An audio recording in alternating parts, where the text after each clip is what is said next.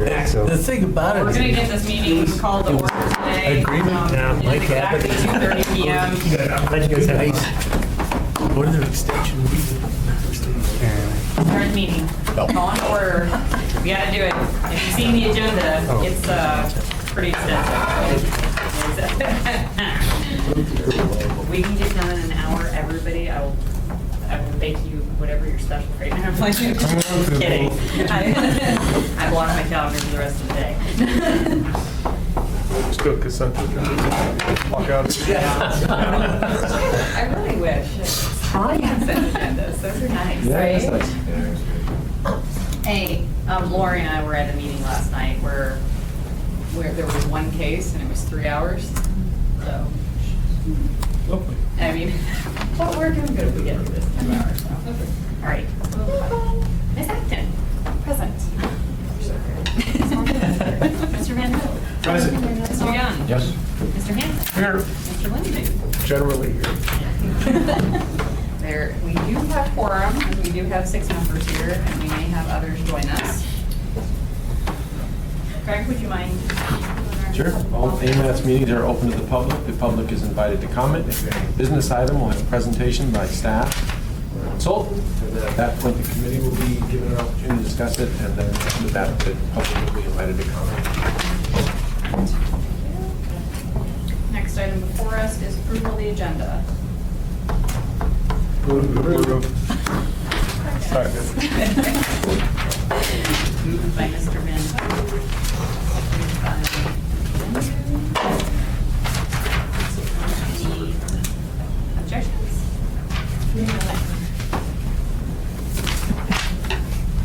Let the record show that Ms. McNulty has joined us. We have a motion for us to approve the agenda in a second. I was asking if there's any objections.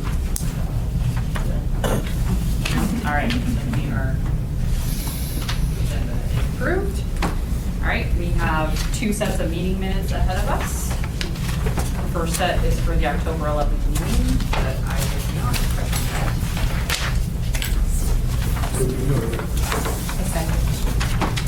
Moved by Mr. Anderson, seconded by Ms. McNulty.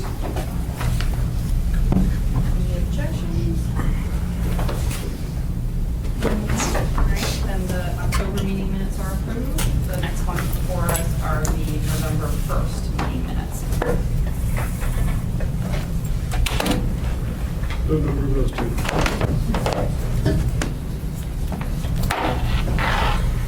Second. Moved by Mr. Lemon, seconded by Mr. Van Hook. Are there any objections? And those meeting minutes are approved as well. And thank you for having us caught up. Let the record show that Ms. Walsh joined us. Yeah, 3 minutes late. And the merits. I am 4.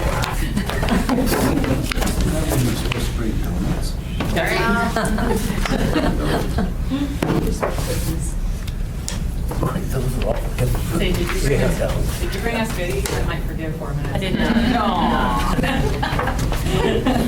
Sorry about that. So we are now on to, actually, you were here for all of the action, Sharon. So we are on the first business item of the day. Item 5A, Unified Planning Work Program, UCWP 2018 Budget Major Amendment number 2. Yes. So this is a budget amendment that we usually do at this time of the year when we look at how much we have spent throughout the year and adjust it. If you remember, we can spend up to 110% of each element. If we go over 110%, the feds will not reimburse those dollar figures. So this is just a case of moving it from a task that maybe we didn't spend as much in that we expected to and putting it somewhere else so that we can balance the program. So that's all we're doing. We're basically taking some funding out of the public coordination task that we still have available and moving that into the non-motorized plan and to the intelligent transportation systems just to balance it so we're under that 110%. And this will take care of that. And we're asking you to forward this to the policy committee or recommend it for a policy committee for approval. Any Any questions? Committee?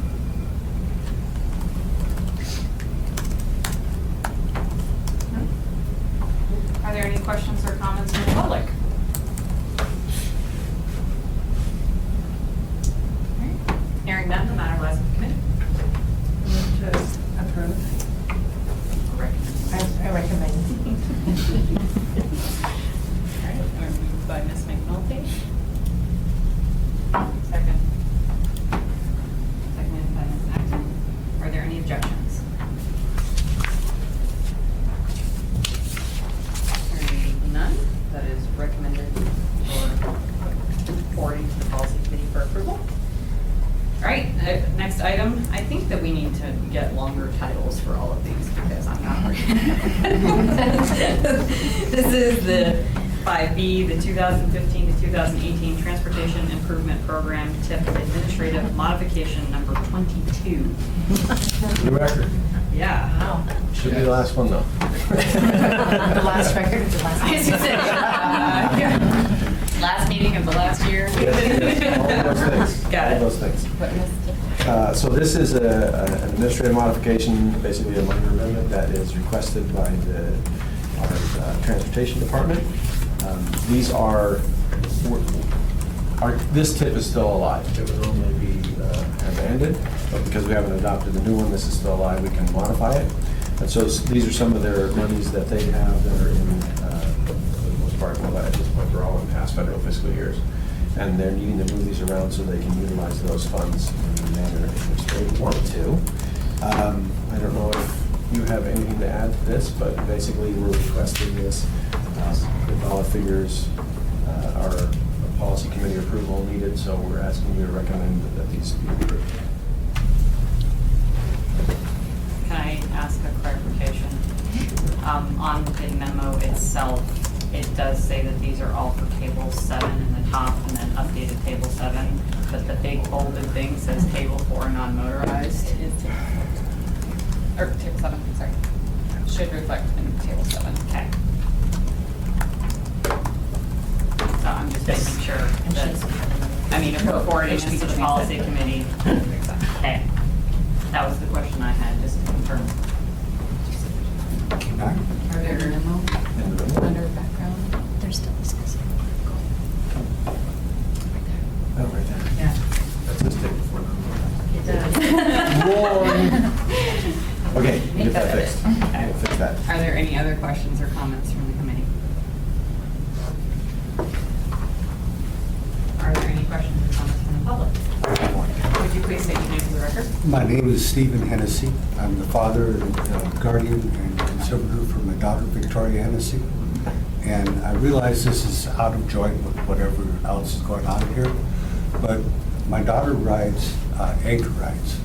And they tell her that, and I've checked with Jared on this, it's a policy that they ask one time for the ride ticket from the client that's riding with them. And it's not just my daughter, it's everybody, okay? She has good days, she has bad days. On bad days, she doesn't provide the ticket because she doesn't hear, doesn't know, whatever it is, I don't know. But in order to ride anchor rides, she cannot ride the people mover, okay? If she does not pay the tickets on command, then she gets taken off of anchor rides for a temporary period, which I find adverse because you have people who cannot take care of themselves are on anchor rides because they can't take care of themselves, but they have to produce a ticket to ride.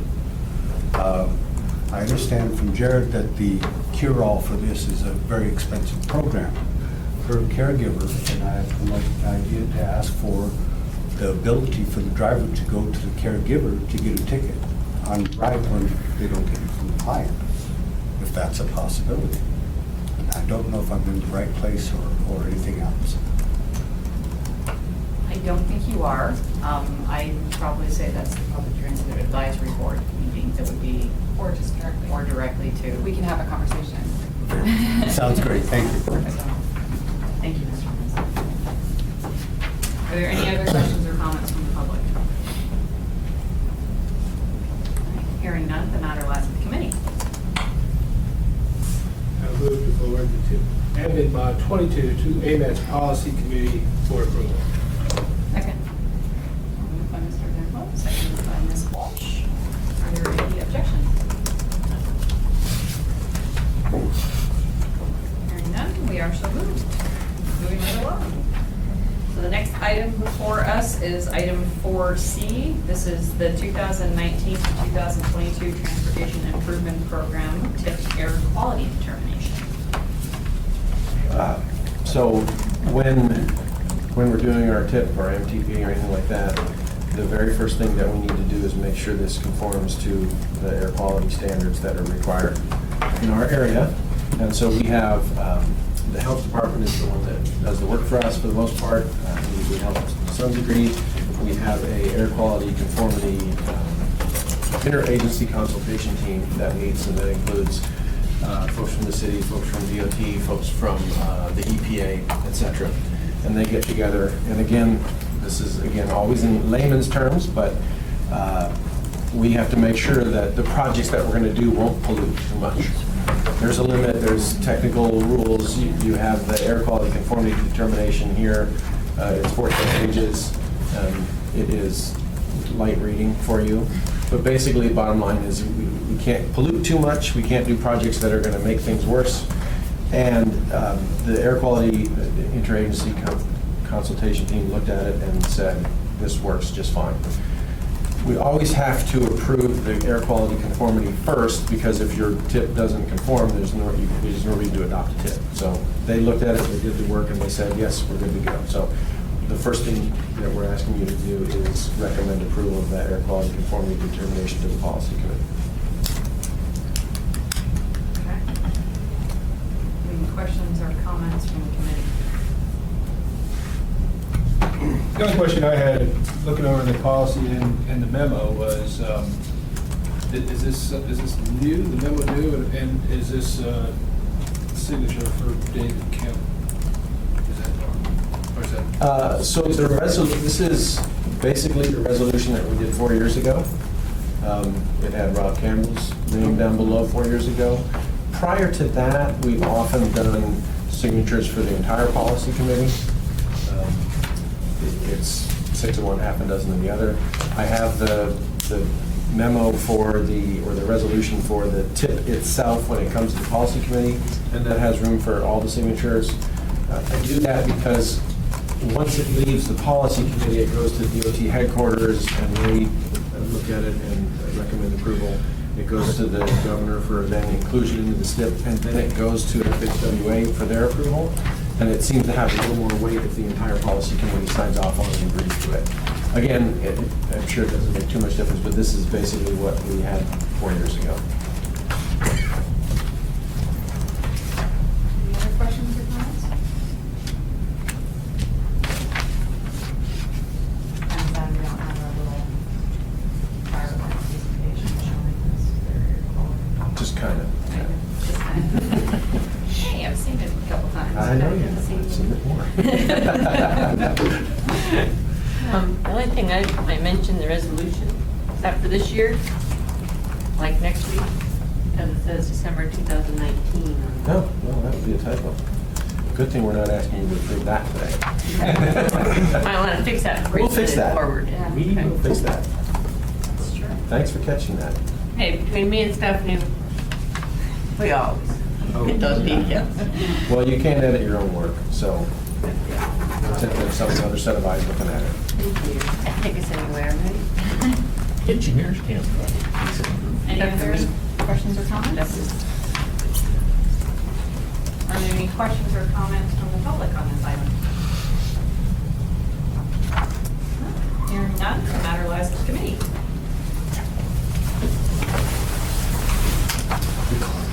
I'll move to forward the resolution on the air quality conformity determination with the correction on the date. Okay. Is that what you wanted, needed? Second. Moved by Ms. Walsh, seconded by Mr. Van Hoen. Are there any objections?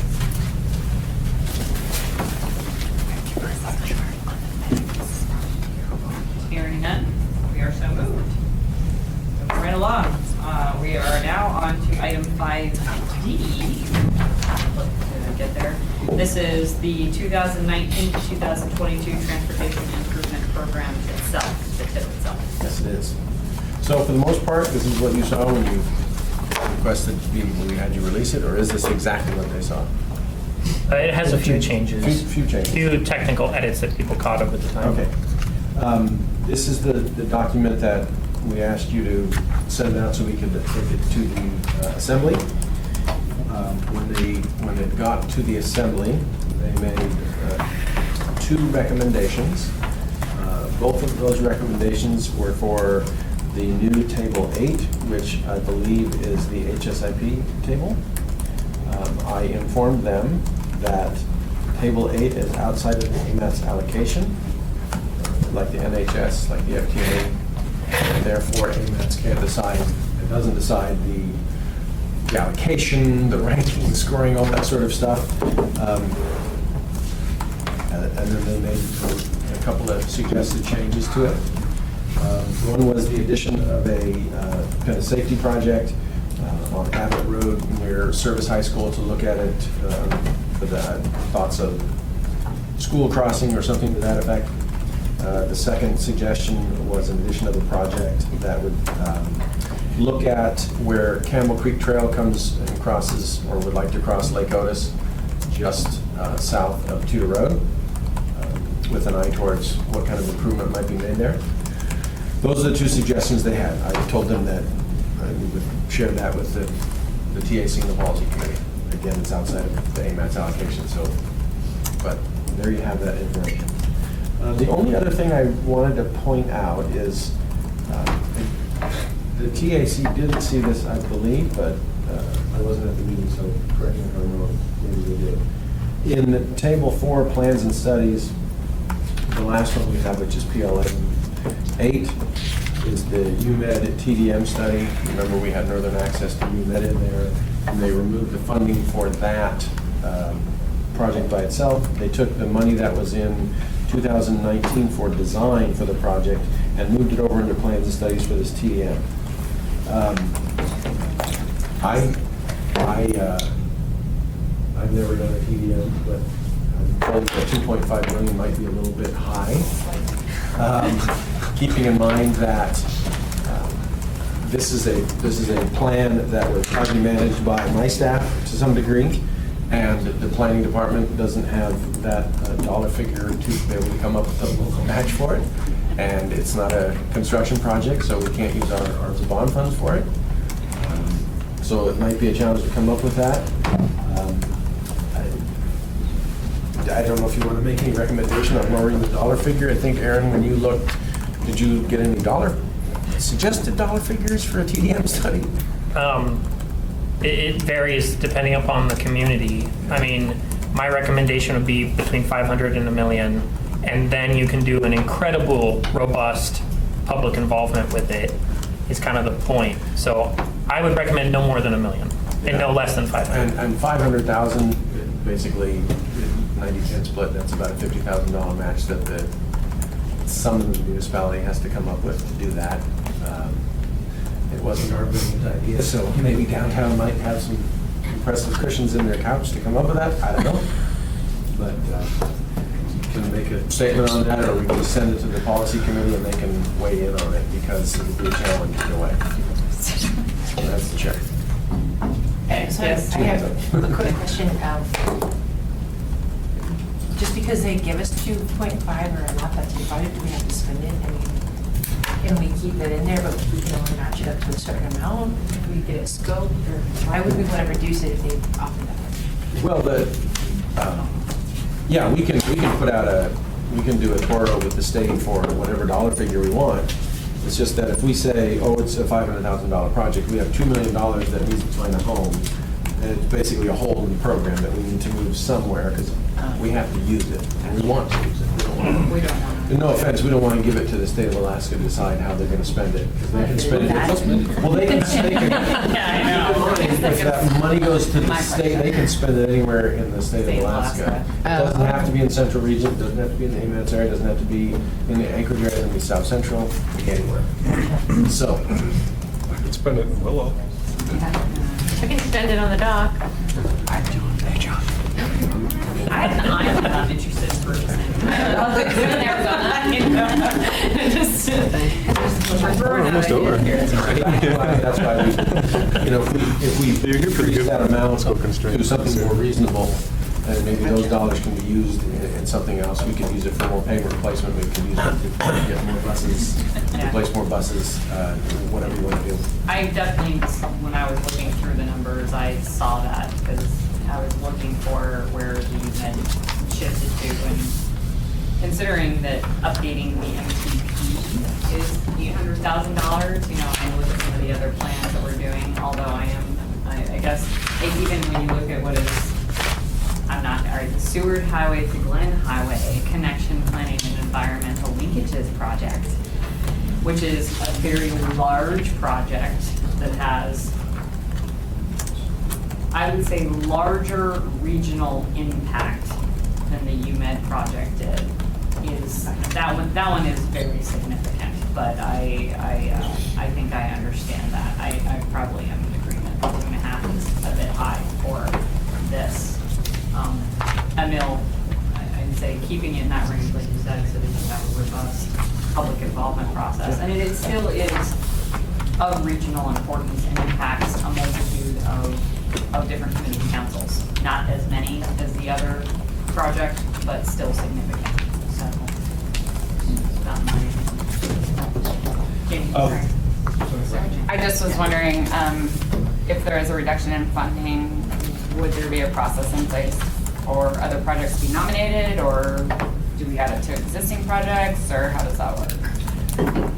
Well, I would think at this point, we would want to put it into a project that's already in the TIP, just because the public involvement process that we've done has put it to where we are. I don't really want to adding new projects at this stage. Well, that's above my pay grade, that's up to the policy committee. I think we have, what, 4.5 billion in identified projects in the MTP. We have 2.5 billion available for funding. So I don't think there won't be any. We can find a home for it. Yeah. I was gonna say, yeah. I'm not worried about that, I just don't want to leave I just- 2.5 in Yeah. here, and then we do a tour for 750,000, and then we scramble at the last minute, where are we going to put the rest of the money? I just, you know, the TAC, if you want to, you can recommend to the policy committee what to do with it.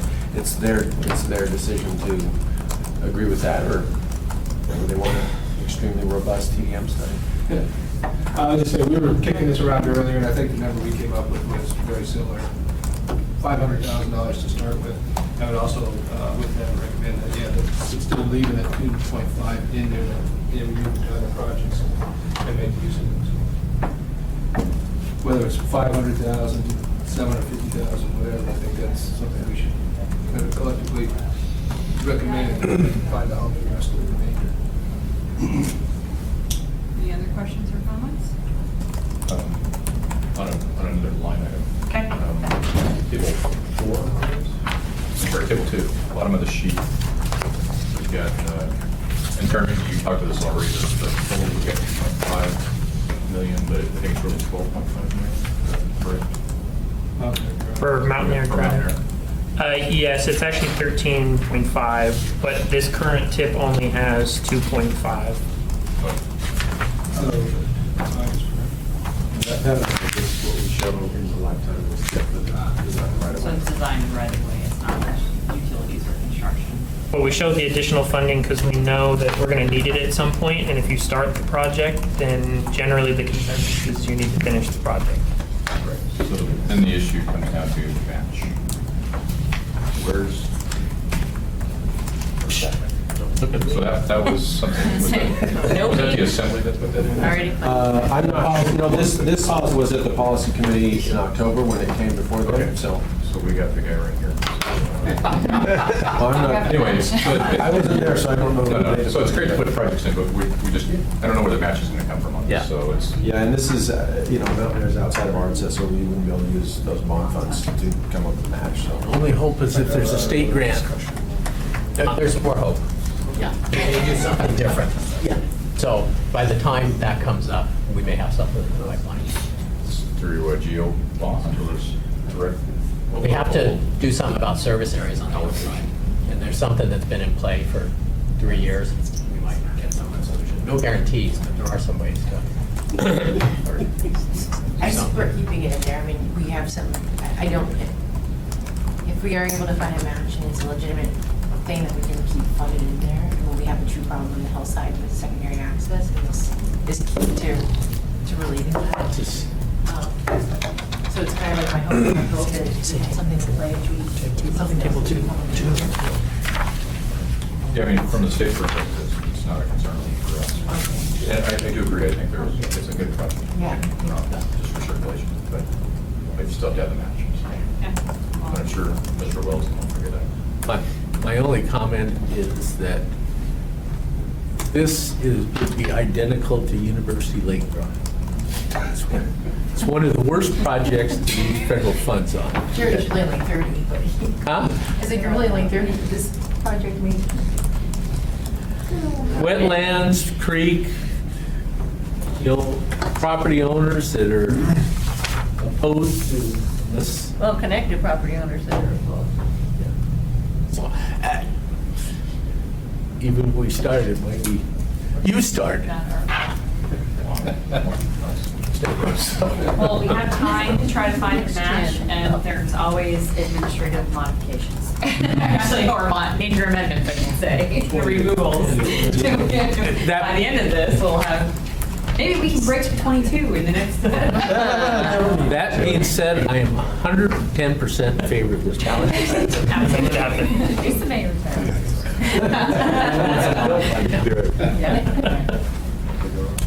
Any other questions or comments? Are there any questions or comments from the public? Please state your name for the record. James Starzik, DOT Planning. I just had one question on table 4, PLN number 4, secondary street efficiency analysis. Just from my personal experience, I think 150,000 for that study might be a little low. And so if you're looking for something to put some of that UMed study money towards, I think that would be an excellent opportunity to boost the dollar figure on that study. The collector local streets network is pretty extensive. And to do any sort of robust analysis that would result in useful data, I think is going to be well beyond 150,000. Before we discuss where the additional money could be put to, should we establish how much we want to keep with this program? Well, this is public comment this time, so yes, we can discuss that once we. Yes, we can discuss that. And this is another project of which You're looking at the admin. we'll have to This is the have match. 1992. Something to keep in mind. Yeah. One for the current, and this one is. Any other comments? Yeah.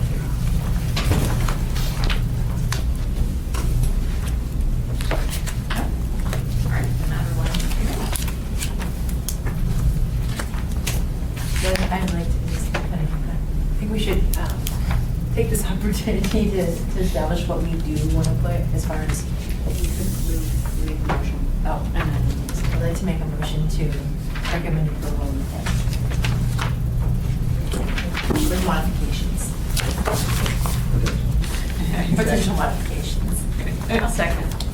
All right, so moved by Ms. McNulty, seconded by Ms. Walsh. Lori gave me a parliamentary for some scan.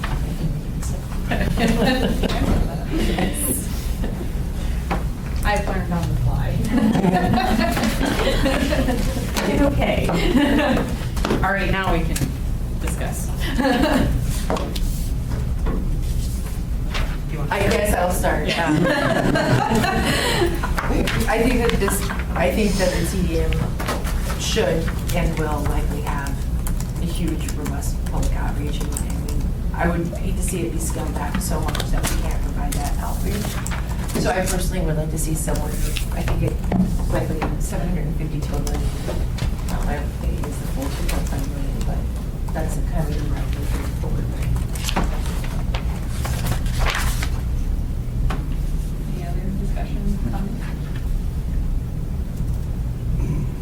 Basically, how comment I have is I think that probably I don't know, we were kicking around in the office earlier, and like I said, we were kind of stuck on a pretty robust TDM could be done for 500,000. So I think the lower end would be okay with the 750,000. I don't think we want to get too carried away.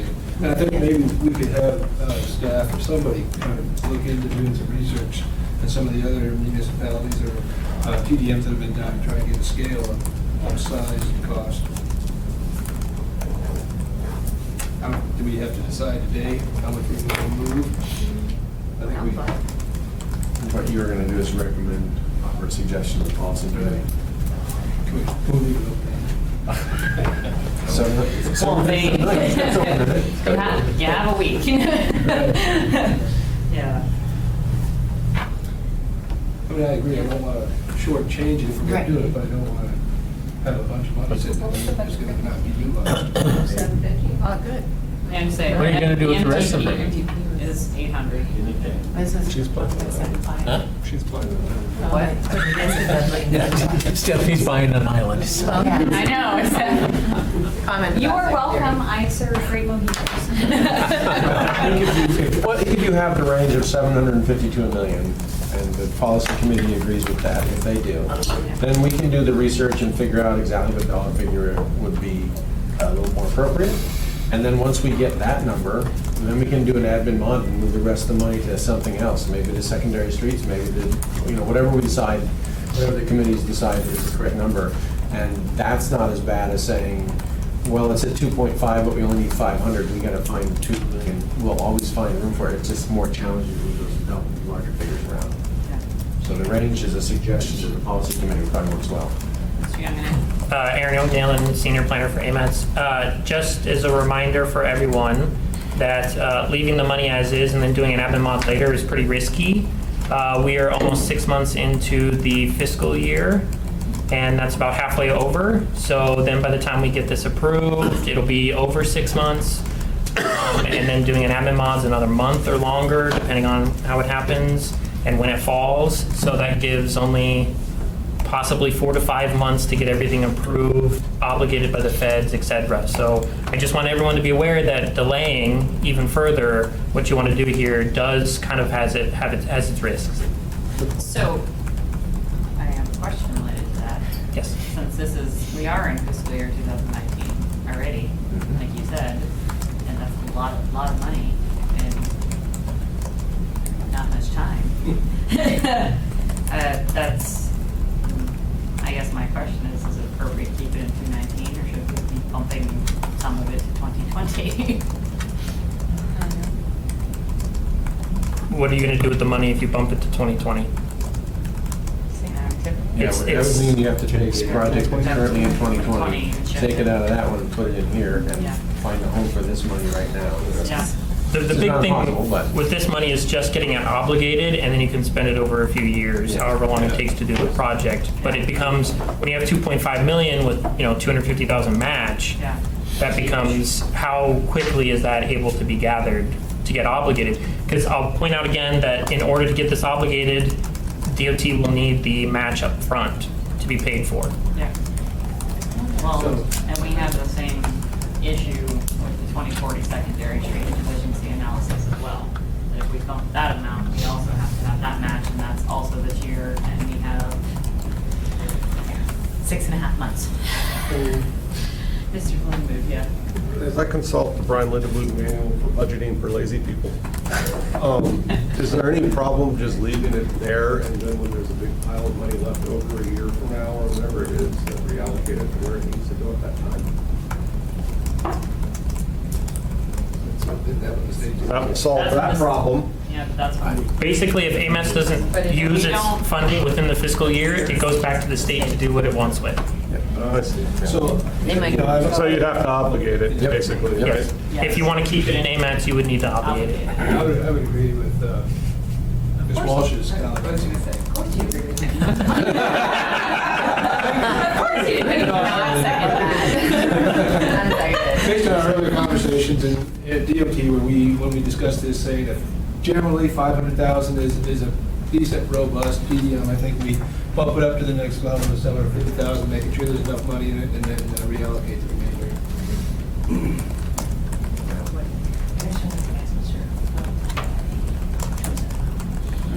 I think it was, well, you can ask, but I'm pretty sure, I guess, question for Mr. Weddleton, you and the Lieutenant Craig, the 2.5 million was that was the money that was left allocated to the UMed project. If I remember correct, or correctly, no? that was the Or was design it- hit for starting that project. That was the design hit for Yeah. starting that project, and so that's why the $2.5 million was Yeah. just moved with it. Mhm. Okay. Okay. Was there, I mean, was there any other thought to, I guess, why that there was $2.5 million underneath that project? I don't remember the specifics. I think the main thing was move it to do the study. Yeah. But then the thought was also, but that may recommend to do some work, like some street over here, a street over there, and there would be money for that. Why it would be all in 1 year would be, is it all in 1 year here? There's a I second think project. there's another line item in table 2 for doing construction as a result of recommendations from the TDC. Oh, and this is all studies. I think the goal would be have enough money to do a real study. Yeah, in the roadway table right now, we have roadway 8 PDM projects, which has money in 2022 for implementing that project, the TDM study. Got it. Are there other studies that would come out of the PDM that we could fund with it? Insofar as just leave it there for broad scope, if for certain other studies will come out of the PDM. Well, the challenge is that you need to obligate all that 2.5, and if all you have is, well, we're gonna do a TDM for 750,000 of it, you have the rest of it that, if it's not spent by the end of the year, Well, spent is obligated, correct? No, it this just is. needs to be obligated. Yeah, it needs to be obligated, and if you don't have, I mean, if we have a scope for 750,000, the rest of that money is not included in the scope, so that's not, It has to be, okay. yeah. And the TDM will take a few years, and we need it all by the end of the fiscal year. And just to clarify for myself too, like if we decide to reduce that from 2.5 down to 750, that money can be moved to any table that we have within the AMATS allocation within the year 2019. Yes. Okay. And So you're not just looking at table 4, is I really. recommend not adding projects at this stage because your air quality determination has been done, and that would have to be redone. Then redo the public involvement. There would be months and months of work to add new We want to projects. make sure we don't get any of this money allocated in 2019. 24 million to the state, I'm sure they appreciate it. Give or take. Got one thumbs up. Okay. So do we have any ideas from the committee on where that money can go? Oh, we had a good comment from planning about, no, you already got that. Sorry, Missy. I shouldn't say Missy. Too much money? Does not be planning. We're talking about the $1 million the board had to write. Sorry, sidebar. I'm not seeing that. I know, that's not in here. No, but it's spent. Anyhow, we had comment from the state planning that the other project for looking at collector whatnots would be a good candidate to see that money. It makes sense to me unless there's a, Does that be planning? No, anywhere in table 1 through 7, I believe. So how much does Eight he, is I HSA. mean, do you estimate they need for the secondary street efficiency analysis? This is Above the 150. This is the dollar figure that the planning department nominated. And that was based on match. When we were putting the together, we worked with the planning department. They said no more than that because of match concerns. Because of that, plus the Chugach study, then there's the Port of Alaska Multimodal Improvement Study. No one's decided who's paying the match on that. Plus everything else that's going on in 2019. And the scope is just limited to the transportation segment of the larger plans. Well, help me understand the match piece, because someone had to match 2.5 million in the first place, right? I don't know how to answer that. Well, I guess that's why I'm confused. If there's $2.5 million in there, there's a match already that somebody was already committed to pay back, wherever it came from. Again, the project was originally, when we did the tip originally for the draft, it was in as a design for a construction project. So the ability to use ARTS fund for a construction project, if it was the municipality's project, would be using bond funds. If the state was managing it, it would be some sort of state funds. The policy committee moved it into this. Well, so who had it originally before the policy committee moved? It was in, State or- it was in I don't know. UMed Northern Access construction project. So that was those guys. Well, I don't know that it was completely determined because the state manages all the construction projects Right. for the most part. I don't honestly know how, Well, you know, the part of that roadway is owned by the state and part of it's owned by the city, so Well, maybe they have to. That would have to be determined who's going to actually eventually own it. That's why, that's the only reason. Yeah, I'm so there sure. was- so what was the plan then? Because if we wandered in before the policy committee with $2.5 million, somebody had to be on the hook for the match. And my sense was we can't just figure this out later. Yeah, the plan previously was when they figure out who owns that facility or who would own the facility, that's who would come up with the match. Previously, it was a state State grant, grant. so it didn't make any difference, and there was no match. Okay. Now, if it's a federally funded project, then there has to be a 9.07% match. Now, where that comes from, if it's not going to be a municipal road, it can't come from Anchorage Roads and Drainage Service Area bond funds, which eliminates that if it is. If not, the match would go, it would be a state-owned road, and they would have to come up with the match. Is that? Yeah, it depends on final ownership.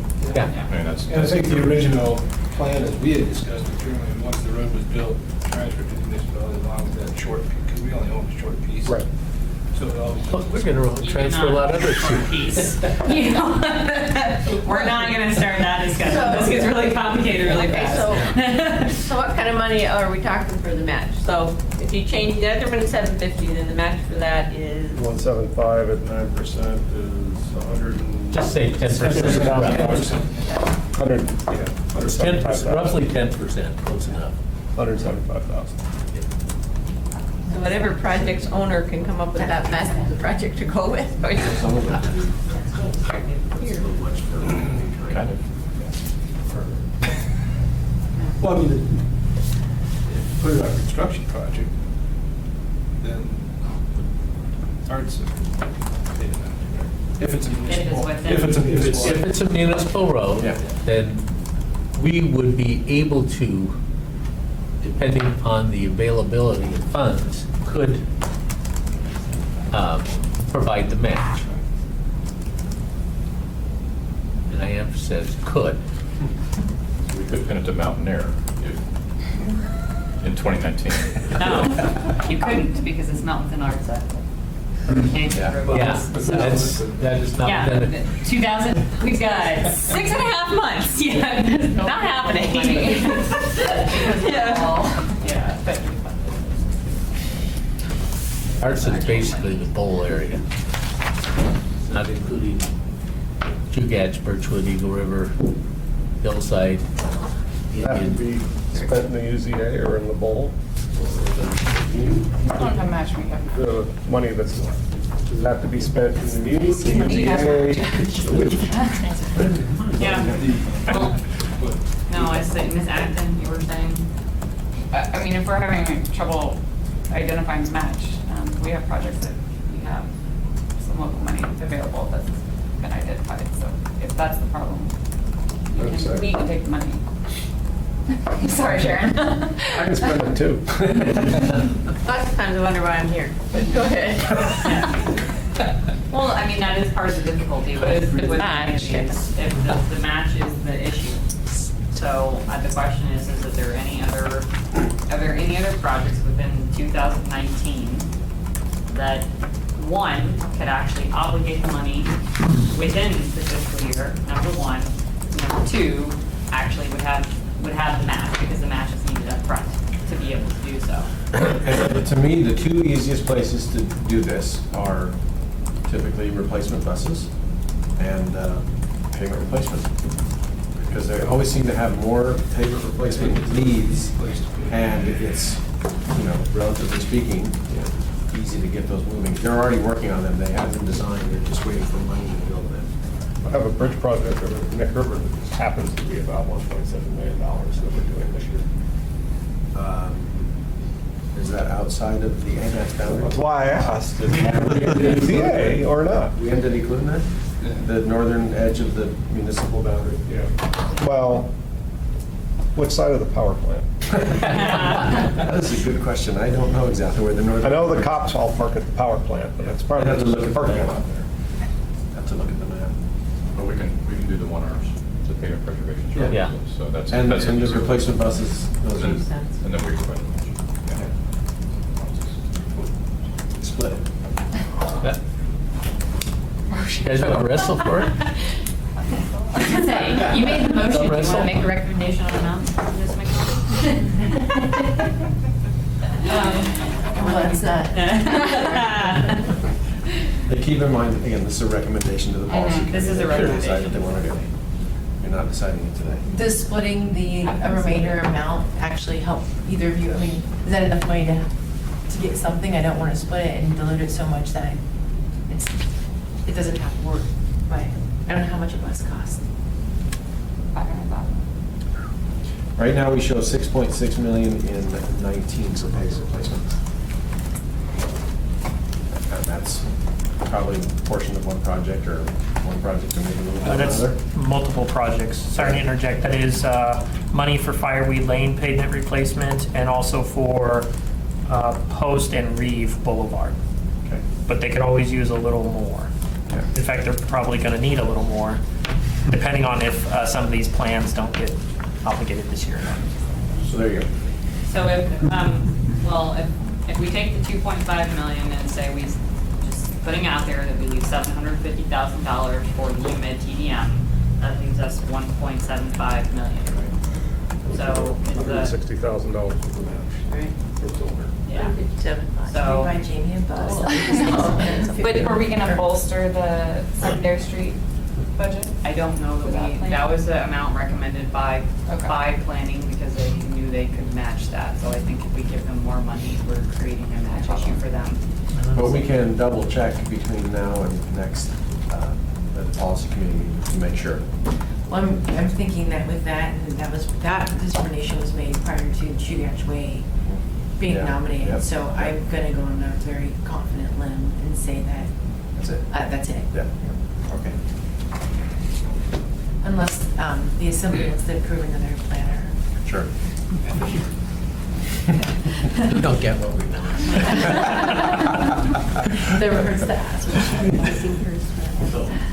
What's that? We're not looking for extra work. We have 150 and counting new earthquake projects Yeah. to deal with. So the next So- 2 years will be.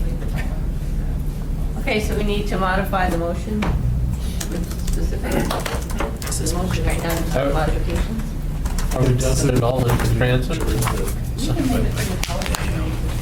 We talked about. I guess we can just recommend to the policy committee that those are the two places where we see that money It's not easily be transferred. Okay. Leave it up to them to decide the amount. That makes sense. So Michelle might want to have a friendly amendment to, her motion is to forward this to the policy committee with reducing the one spending down to 750,000, remainder to be determined by the policy committee.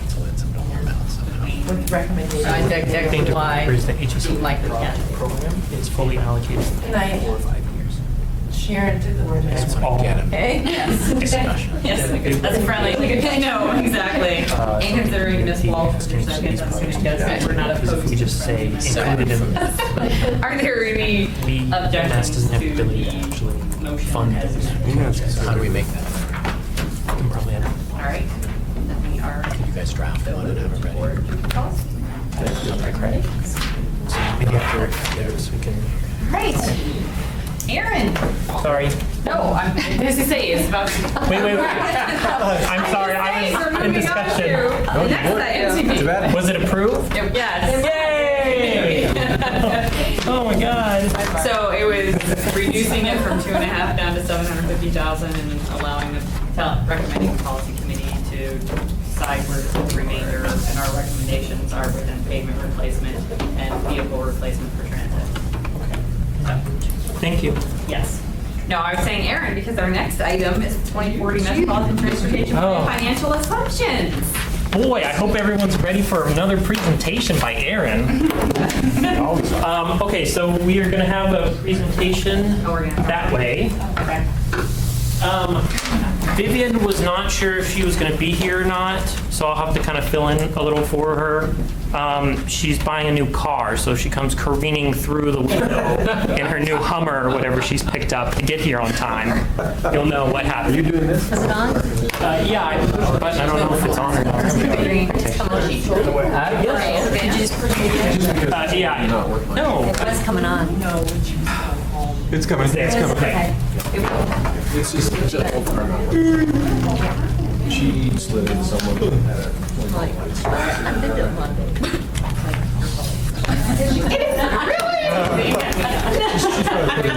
I just wanted to see that. Really quickly, as you guys are moving, take your, if you don't have these your what with sheets, you? sorry, take your stuff with you. If you don't have these sheets, either bring an iPad with you or grab the sheets, please, because I'll be referring to them throughout the presentation. Well, no, I feel like it is. It's not, you're telling me. It is interactive. It's table 4 It's okay to go home, and now I'm like, well, that's terrible. I stay here. I'm sorry, Bob. Would it be okay if you guys move over, please? Say no. Thank you. I keep somebody else. I am very sorry for being so needy. I just like getting up to the screen and stuff. Getting up to the Any rental fee. Okay, everyone, welcome. Thank you for attending today. A couple of housekeeping items. It's a pretty lengthy, it's got a lot of stuff to it. What we're going to be talking about today is pretty difficult technical, so if you have any questions, please just kind of raise your hands, let me know.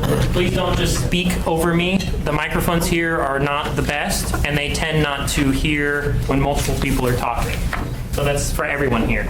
And if you guys are going to ask a question, please speak up loud so the microphones and Lori can hear you later as we're doing minutes or trying to post the recordings online. So, thank you. Okay, so today we're going to talk about the 2040 MTP fiscal constraint assumptions. So back in November, we had a work session with the TAC and Policy Committee to review this. So I'm sorry for those who are now watching this for a second time because it's going to pretty much be the same presentation, just condensed down. So it's not 2 hours long, it's hopefully only about a half hour long. Don't laugh, I'm sorry, there's so much. Have a seat. Yeah, you might want to sit down. I hope you have coffee, I hope you have food, something like that. Okay, so there are actually a number of sheets I'm going to need you guys to make sure you have in front of you or tablets in front of you. So there's a memo, but that's kind of a general summation of what we're talking about today. I won't really be referring to that. There is a very large 11 by 17 colorful sheet like this. It's the combined worksheet. I'll be referring to that. There is this sources and methodology table. I'll be referring to that. And then there is a transit operating revenue sources table. It's another kind of smaller, colorful sheet. Okay. So, get into it. Just real quick, there are actual requirements that we have to meet as part of an MPO. There are federal requirements here. These are on the board here, not really going to read through them. But basically what we have to do for the MTP is show fiscal constraint. So using committed available or reasonably available revenue sources to demonstrate projects in the MTP can be implemented. And we have to show them in year of expenditure dollars. So I'll kind of get to that a little later. What we're asking for today is your guys' recommendation for approval of revenue assumptions for roadway, non-motorized transit, and then we have 2 inflation costs that get us to that year of expenditure dollars that I was talking about. So, first thing we will look at, if you want to look at your nice, giant, colorful sheet here, we're talking about roadway assumptions for local. So if you go to your colorful sheet, the local assumptions are in orange. Sorry for any individuals who may be a little colorblind to this color. If you have any issues knowing what I'm talking about on the sheet, let me know and I'll print them out to you. So, look, really quickly, I just wanted to do a comparison between the previous MTP, the interim 2035, and the 2040. So you can kind of see some of the differences that we're talking about here.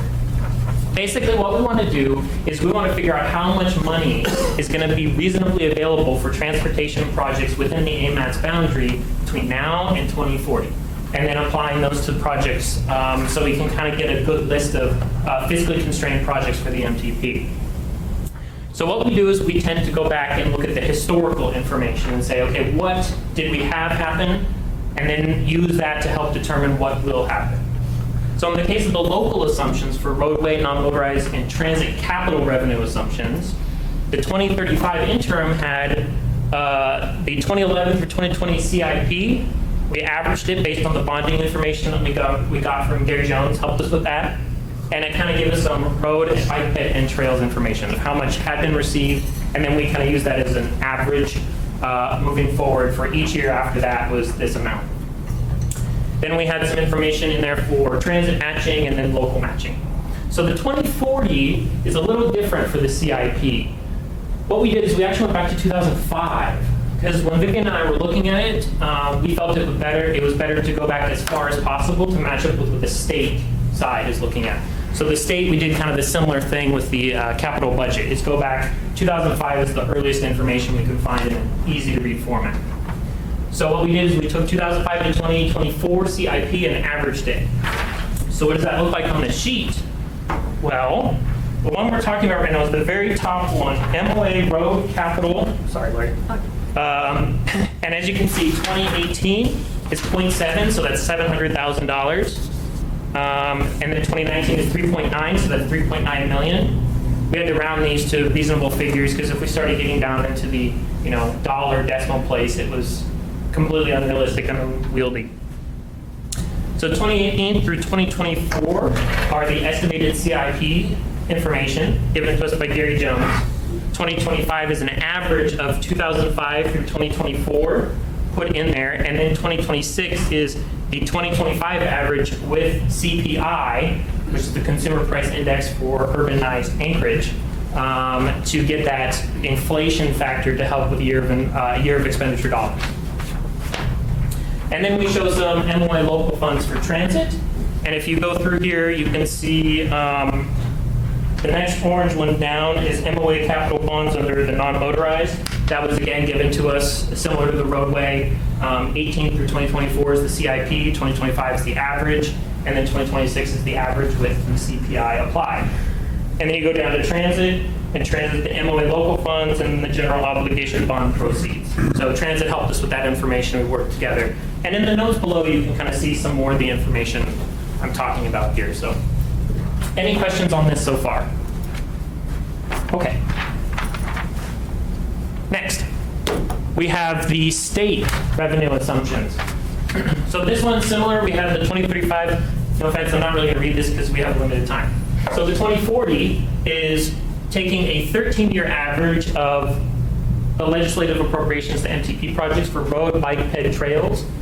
And that is the lines, the two purple lines, note 2s, for NHS and non-NHS. And so what we did is we took 13 years of legislative appropriations, averaged it out, and then used that average starting in 2024. So the reason we did that is because current state revenues are zero for transportation projects. All you have to do is go to the capital project or capital budget, look for funding that goes to transportation projects within the AMATS area that would be in the MTP, and there are none, and have been that way for a number of years, and are expected to continue that way for a number of years. So what the team did is build two scenarios, a high and low scenario. So high is more money, low is less money. And we brought it to the TAC work session that happened. The recommendation from that was to use the lower scenario, so be more conservative in their approach. So basically less money from the state. So what we did is we added that 2024 is the first year anticipated revenue will be coming in for MTP roadway projects. That's the average of the previous years. 2025 is the average with CPI applied. A couple other things. We have state geo bond hits. So these, occur periodically. The state basically says we need some money, put out some bonds, get some hits in. Staff's recommendation was to have one in the short term, 2030, and one in the long term, 2040. And that's basically assuming that at some point the state's going to need to bond for some money for its transportation improvements. This is as reasonable as we can guess, because looking at historical information, there was 2002, 2008, and 2012 were previous geo bond hits. So staff was making the assumption that there would be, in the life of the MTP, 2 additional geo bond hits. And I can show you a little more on that later if you need. Then there's some state general revenue for transit. And under the transit section, you see it says state general revenue. So you can look at that if you need. Any questions on this one? Okay, federal, here's the big one. Federal funding, we show federal funding to MOA and ARRC. We have FHWA for NHS, FHWA for non-NHS, HSIP funds, and then federal highway other discretionary funds. So quickly go through. If you look at the top section, the red ones are all federal funded. So you can see kind of where that is. FHWA funds for NHS projects. We got this information from state DOT. They were able to pull a report for us on how much money has been obligated towards NHS projects within the AMATS boundary that would fall within the MTP. We averaged that out, and I forget the years, sorry, 2000 to 2018.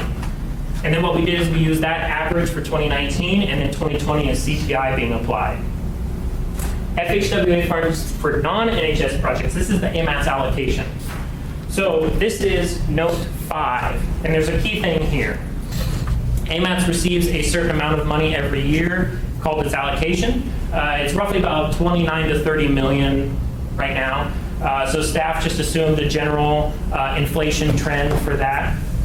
One of the things to note, if you actually look at note 5, it doesn't show 29 to 30 million. That's because a portion of it is sectioned out for pavement replacement, which is maintenance, so not part of what we're talking about today. A portion of it is for non-motorized, so it's actually under the non-motorized portion where it says 10% of AMATS allocation, and a portion of it is CMAC, which goes to transit. So the note 5 that you see on here actually has those percentages taken out. And then HSIP, note 6. That was information that was given to us out of the 2019 through 2022 TIP, and a recommendation from DOT to just do $5 million per year with inflation factored in. And then we have this other line, this some federal highway other discretionary funds. So this one, we have one here is federal other, it's number 3. This one's an unusual one because this is for things like build grants, what used to be Tiger grants, fast lane grants, so that's the freight specific grants. So that's if grants are sought and received for MTP transportation projects, we want to make sure we capture that. The current assumption is right now that none will be received in the 20 years of the MTP. And the reason for that is none have been received to date, specifically for this. And so staff didn't really have anything to go on to say whether or not we would receive anything in the future. But that is definitely open for discussion about something like that. Any questions? Okay, charts and graphs. Break out the monotony.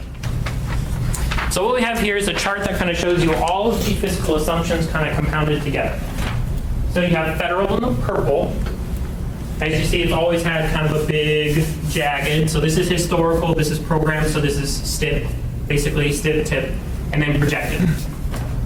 This is the majority of the work Vivian and I have been doing for the last, feels like eon. And so you have the federals kind of up and down, and we're projecting that it stabilizes with just a few hits in here for various things, but just kind of progresses upwards. There has been no indication of the federal funding that'll be coming to the MPO, either from the state or AMATS itself, or transit, is going to be reduced anytime soon. Remember, this is just a snapshot in time. We can't predict everything, and we do update the MTP every 4 years, so if something comes up, we can incorporate it in the next go-around. State is this green one. As you see, we have huge hits. So these combined, these are geo bond hits, these are significant investments into infrastructure, and you see it flatlines right here. And then it kind of goes back up, and then a huge spike. This is geo bond number 1 in 2030, geo bond number 2 in 2040. And then you have the local. It's been pretty consistent with some big spikes. These big spikes relate to CIP information that was given to us by Gary for non-motorized bridges that need to be replaced. It shows that those were shown in there, and they're pretty big hits. I think like 8 million a piece, something like that. And then it kind of remains steady. But you see, I think it's a slight increase over the year, and that has to do with CPI, inflation being applied. Then we have this one, just a quick comparison so you can see by mode. So previous MTP, we had 84% road, 5% non-motorized, 2% for railroad, and 9% for bike-ped. Oh, sorry, I got that mixed up. 5% for bike-ped, 2% for railroad, and 9% for transit. So in this new one, 85% road, 12% for non-motorized, 1% for railroad, and 2% for transit. So transit, I'm going to be pretty blunt. We're a little more honest this time around about transit funding. In the past, operating and capital were combined into one, and it was very confusing to kind of go through the document as to what was happening.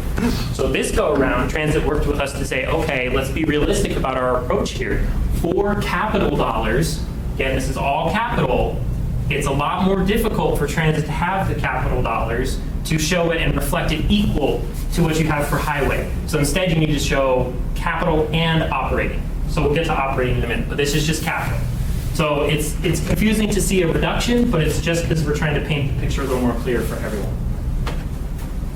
If I misspoke, transit, please speed up and correct. Okay, inflation factors. What am I talking about? So these are what is used to get to cost a year of expenditure dollars. So basically what happens is we don't know when a project is going to be constructed. We have no way to assume when that's going to happen. So we do our best and say, each year we have X amount of project costs, X amount of revenue, and then we say whatever's left over, we inflate it by the inflation factor to get year of expenditure dollars and carry it over to the next year and add whatever the cost is for that year. Crazy, I know. But it seems to work out, so we keep using it. So how do we come up with it? This is the cost inflation factor. This is what's applied to project costs. And I gotta be upfront. This is one of the most important things for the document. The long-term impact on your MTP for this inflation factor is not to be underestimated. A percentage or half a percentage here or there can mean $1 billion or more by the end because of compound interest. So it's amazing to watch and you realize, wow, I really need to get my money squared away.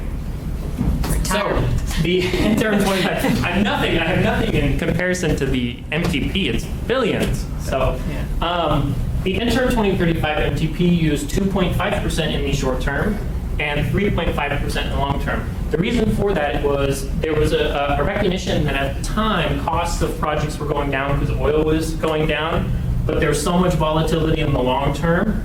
They weren't the TACA policy committee at the time was not comfortable with having, a 2.5 in the short term. So they said, keep it like the 2035 MTP, keep it high, just because we anticipate costs to go up. Well, costs have not. They've continued to decrease.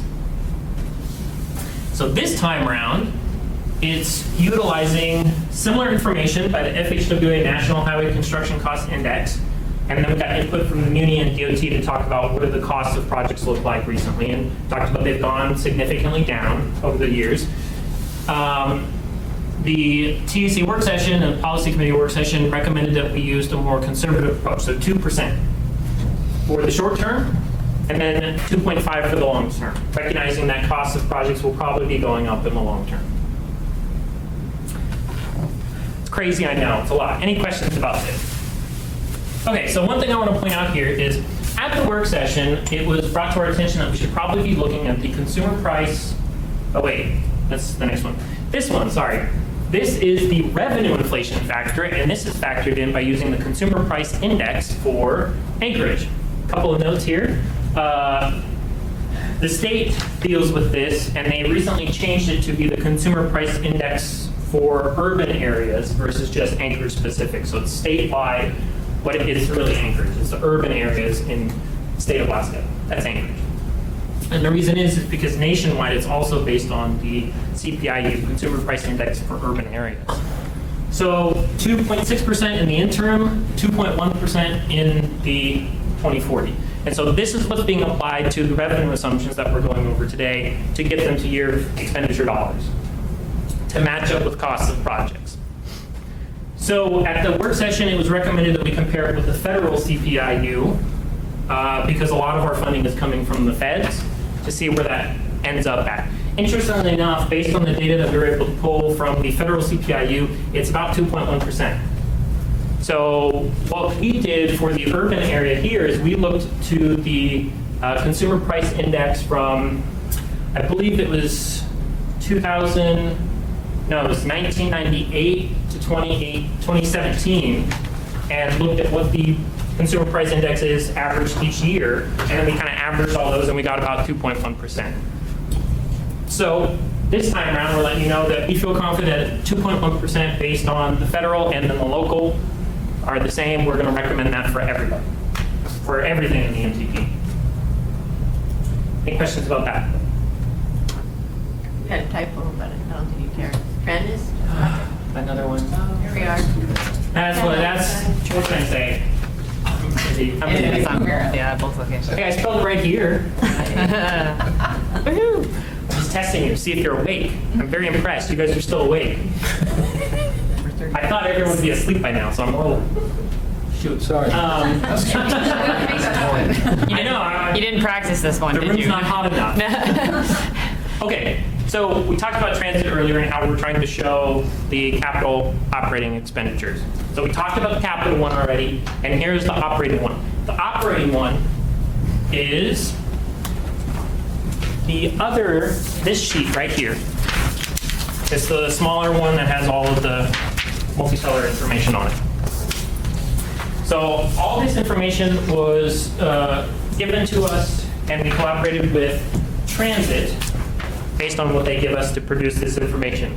So similar to the other revenue sources, it was broken down by federal, state, and local. So on your sheet here, it's similar coloring. The local is orange, the state is purple, and the federal is red. So a lot of this information is based on the federal comes from FTA funding. That's 5303, 5307, and 5310. Local, that deals with local funding, general bond proceeds, passenger fares, facility rentals, advertising rentals, and other direct general funds. And then state, there's a state general fund revenue. One thing to note, on this sheet here, you may note some asterisks next to a couple of the revenue sources, and that is because the funding that was put in there is only in the tens of thousands. So when we have this rounded to, or it's below the 10,000 mark, so it's only like a couple $100 each year. So it doesn't show up on the Excel sheet here because we have it rounded to the nearest, what is that, 100,000. It's limited on the sheet itself, the number you feed to the nearest 100,000, but behind the scene, it's rounded to 10,000. So it captures it just may not actually show up on the Excel itself when you look at it. A good example of this is actually the other directly generated funds. You see that every year it's 0, 0, 0, 0, but then when you look at the total, it's 0.5. That's because by the time you get to the end and you add it all up, it's $500,000. So it's enough to hit that $100,000 or more mark. We just wanted to make sure people understood we're not saying there is no funding for transit and draw conclusions from that. I don't know if Transit wants to speak about this at this point, but it's just trying to be more upfront and honest. And the big thing to remember about this is the assumption that, make sure I put this right, Transit will not receive any additional revenue above what you see here in the years of the MTP, and what you see here is what it will take to maintain the system in its current operations. And we want to be very clear there, because if we're saying no additional revenue is coming in, that means we cannot add any transit projects for operating to the MTP. So, just make sure that is out there so no one thinks we're trying to hide anything. We showed additional revenue for capital. It's a smaller amount, but there still can be capital projects added in. It's just transit is so dependent upon operating to function. It's vastly different from the highway system. And we wanted to kind of help with that confusion that people had when they were looking. Because like, we'll just make it equal to the same. It's all the same. And you're like, wait, it just functions differently. So, go ahead, Tom. Yeah, wouldn't adding additional capital improvements, i.e. additional buses, are they replacements or additions? Because wouldn't that then increase your operating? So right now, it's replacement vehicles on schedule, but, Jamie, speak up. sorry. So replacement vehicles at this point, but my understanding is that as we look to add additional operating funding, that is the level where our additional service comes from, because it comes through the form of PCNs, basically, so positions. So it's not necessarily the buses that cost the additional money, it's the running of the actual service by the bodies and the people that operate the service, so. And capital can improve like bus stop improvements and enhancements, can it? So things that people see on the ground, but it's not the same as adding like an additional bus route. Okay. Any other questions about this? Okay. So what next? Whew. God, we made through that pretty quickly. Okay, so today we're hoping to get approval of the fiscal assumptions that were presented before you. And then we're hoping to have a work session in January. What we're going to do is, if these assumptions are approved by the policy committee next week, basically that sets our baseline of how much funding is available for projects in the MTP. It says, okay, that's what we have to work with. And then from there you say, okay, what's our list of projects and how much do they cost? And then you start kind of, okay, they've been scored and ranked based on the criteria that was approved forever ago. And you say, here are the top 40 projects that we can afford, and everything else is illustrative. Or you can switch, mix and match however the committees want. But at least it gives you somewhere to start. And you can say, these are short-term, these are long-term. So at the January work session, we're going to be reviewing the model results. We're going to be looking at the projects and their cost estimates, and then we'll be looking at the fiscal constraints. So we'll be taking this and applying it to the projects with all their cost estimates. So, just want everyone to understand, January work session is going to be incredibly intense, probably 2 to 3 hours long. It's a lot of work, but it is the most crucial thing for the document until it becomes a document for the public to review. So I highly encourage everyone here to attend the meeting in January once we get it set, because it would be really nice to have all that information before we come and ask for approval, maybe in February, of the preferred alternative with the fiscal assumptions kind of attached in. So, any questions?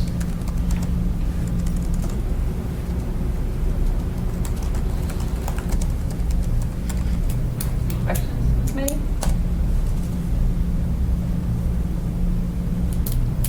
That's a sign of a good president. I know, exactly.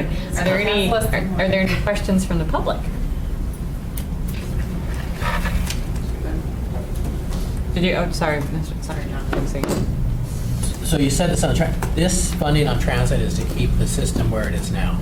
Yes, correct. So what if, You guys give us more money? perhaps, this is a long-term thing. What if South Anchorage gets buses again? Is there a process to add that in, or has to be totally on them, municipalities? Not. Sorry, I was looking at you because you look like you're ready to speak. Well, it depends on when it would happen. Because at this point, we don't have any indication of that happening in the lifetime of the TIP or the MTP. My recommendation would probably wait until the next MTP update happens. And just, the update happens every 4 years. Once this is approved, hopefully in November of 2019, we're going to start on the next update. So it's not like there's long stretches of time between it. So if additional funding happens within the next 4 years that can easily be captured into the next MTP and integrated into, you know, the modeling that we do, the fiscal constraint, the projects that are selected. That's easy to do. My recommendation is to wait, because doing a major amendment to add something like that to the MTP would take a couple of years to do anyways, and you're in the middle of the MTP, and it's just a lot of work. And this is more, like you said, the recommendation right now is to go with the more conservative approach, and that is kind of a conservative approach of keeping it at status quo for now. All right, Tracy's here. I don't know if they want to add. Yeah, I know, Bert. I just want to say, because we don't follow the same rules as the road projects of the MTP, we can accept more funding for operating and put transit service on the street without modifying any of this. So you can give us more money. Yes. Yeah, more operating. So yeah, the operating money is outside. It would be different if it was a capital project. Right, that but wanted for to be done. operating, it doesn't really matter. Yes. Yeah, so I know this is all revenue. Revenue's based on buses. Are buses more expensive now because of the tariffs? Because we're taking major hits on the port project for anything that has steel or aluminum in it. I'm just wondering if you're gonna have less buses that you could afford to buy because of the the tariffs.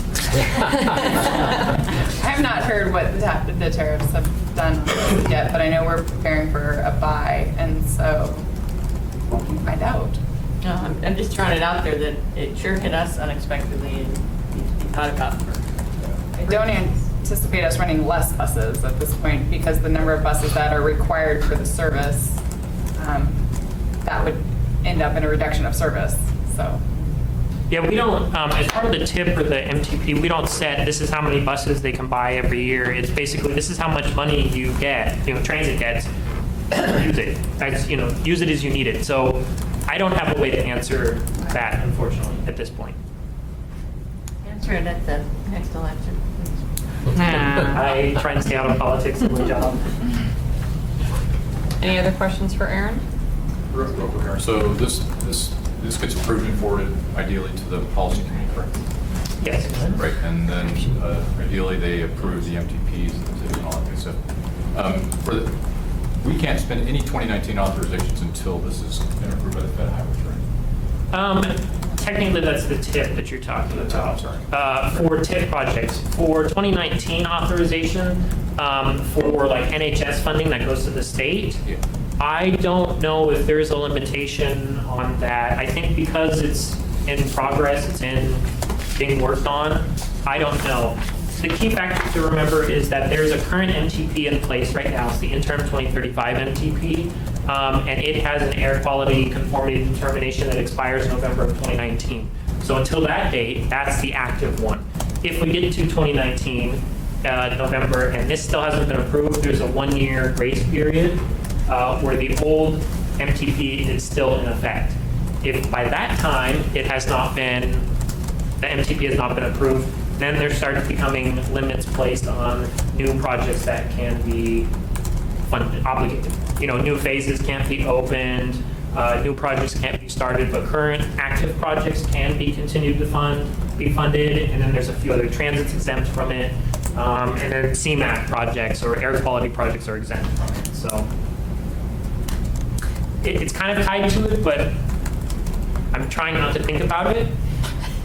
No, I was just trying to figure out, we've already lost the first quarter of the fiscal year, right? Yeah, that matters more for the TIP than the MTP.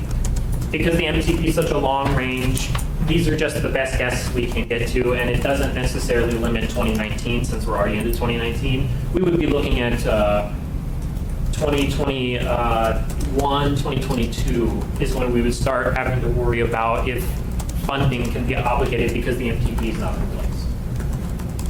Had the perfect opportunity to vote on the plan. I am highly disappointed. Not going to think about that today. I'll think about that tomorrow.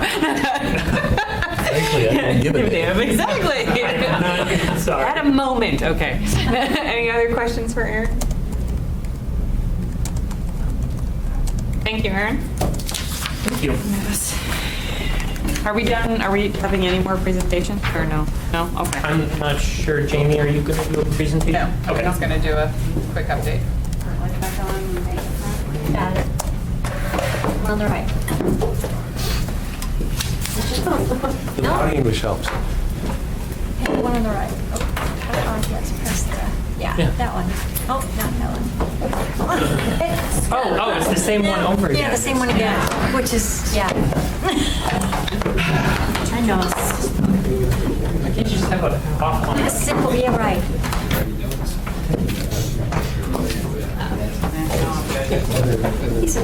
All right, so I guess I'll ask one last time, are there any questions? Are there any other questions from the public?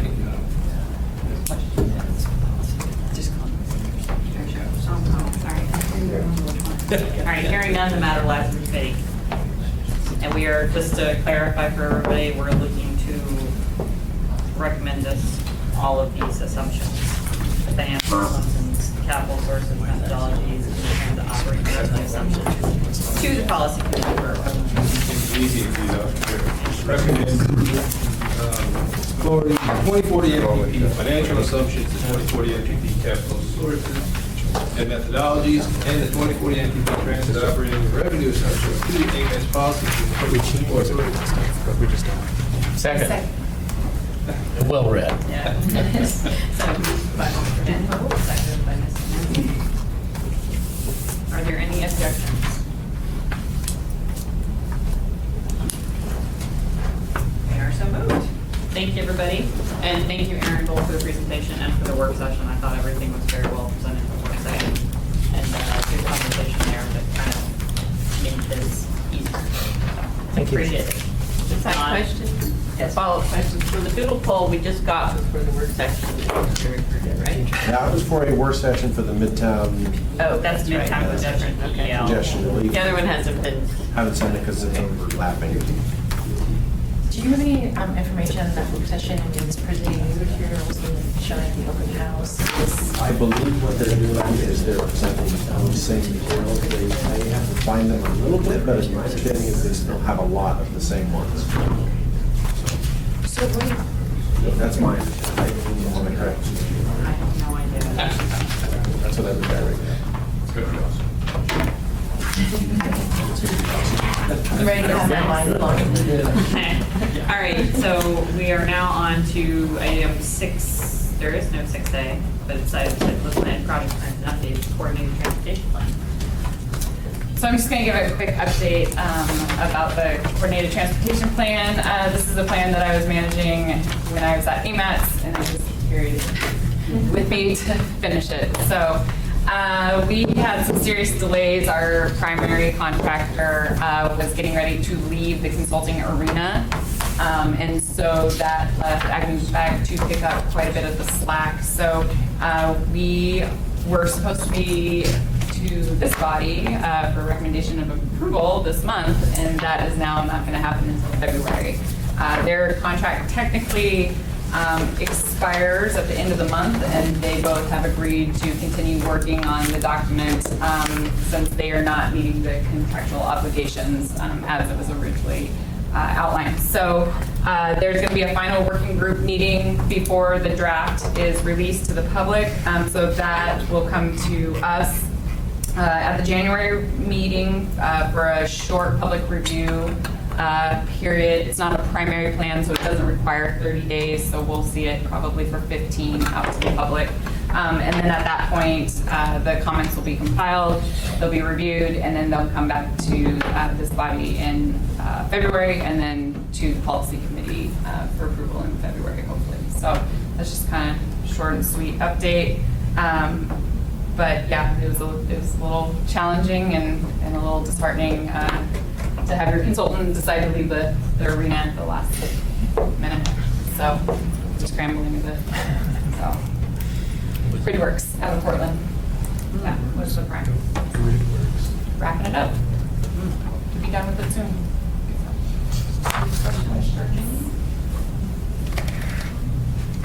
will that get adopted through the assembly, or what is, okay.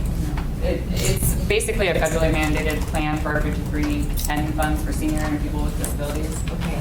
And so it's the exercise is to go through this body and the policy committee and not the assembly, since it's not a primary program.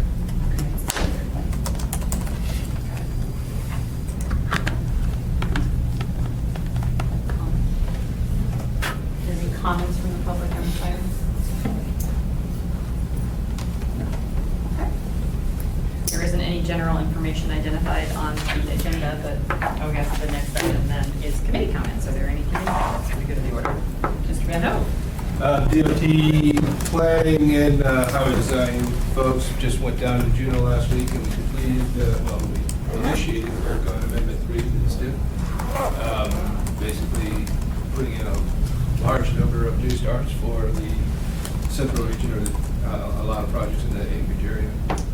So that will continue to be worked on. We should have a draft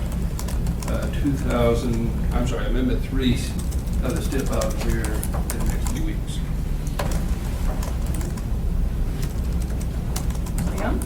Couple things. So, as you all know, we had the great earthquake. DOT did fairly well getting things back in operating order, but we will have, as of today, we've got 154 new individual sites, and that doesn't include any of the bridge inspection sites. So we're expecting over 200 corrective actions before that happens. So the good news is it's 100% participating by the feds for the first 180 days. After that, it becomes a match. Mr. McKinnon, of course, is now our commissioner from his AGC presidency time. So that's a good score for us. Mr. Kemp has been asked to stay on as regional director for a transition period. My guess is that'll be through the legislative period, but plus or minus. So Mr. Kemp will still be there. Bob Anderson is resigning. He will be leaving mid-January. So we're currently looking for a new chief. Some names will be next month or so. That's all. Is he actually leaving He's leaving to go to Wisconsin. the Oh, wow. Public Works Director for a small community in Wisconsin. Yeah. I just got an announcement that John Parrott is the new Boeing Field director. I mean, while we're sitting here, that's interesting. Yeah. I was waiting. Are there any other committee comments? Well, I guess this is our December meeting, so I hope everybody has a wonderful holiday season. It's really nice to see the white stuff flying, in my personal opinion. I like how much it brings everything up. And I'm looking forward to getting outside and not constantly.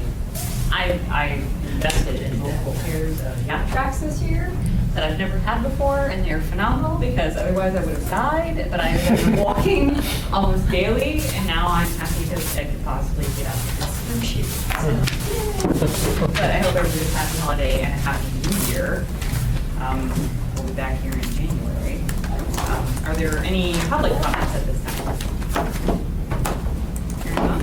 All right, it is 4:03.